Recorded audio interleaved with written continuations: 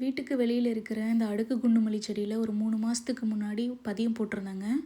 அது இப்போ நல்லாவே வேர் பிடிச்சு தழைஞ்சிருக்கு. இந்த ஸ்டெம் வந்துட்டு மதர் பிளான்ட்டோடது. இதை கட் பண்ணி விட்டுட்டு நம்ம செடியை எடுத்துக்கலாம்.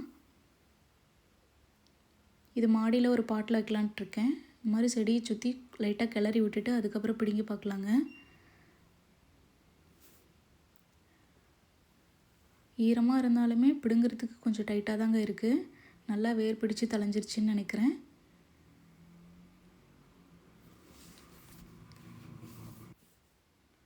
பாருங்கள் எவ்வளோ ஹெல்த்தியாக தழைஞ்சிருக்குன்ட்டு.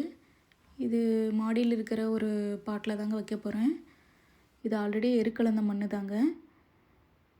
இது கட்டி இல்லாமல் உடச்சி விட்டுட்டு கொஞ்சமாக வேப்பம் புண்ணாக்கும் கோகோ பீட்டு போட்டு கலந்து விட்டுக்கலாங்க. இந்த மாதிரி கால்வாசி அளவுக்கு மண் ஃபில் பண்ணிவிட்டு அதுக்கப்புறம் செடியை நட்டி விட்டுறலாம். வேர்லாம் மறையிற அளவுக்கு மண்ணை போட்டு ஃபில் பண்ணிவிட்டு ஃபைனலாக தண்ணி ஊற்றியாச்சுங்க. அவ்வளோதாங்க, ஒரு வழியாக குண்டுமல்லி செடியை ரீப்ளேஸ் பண்ணியாச்சு. அழகாக இருட்டிடுச்சு, ஆனாலும் கையோடு செஞ்சு முடிச்சாச்சுங்க.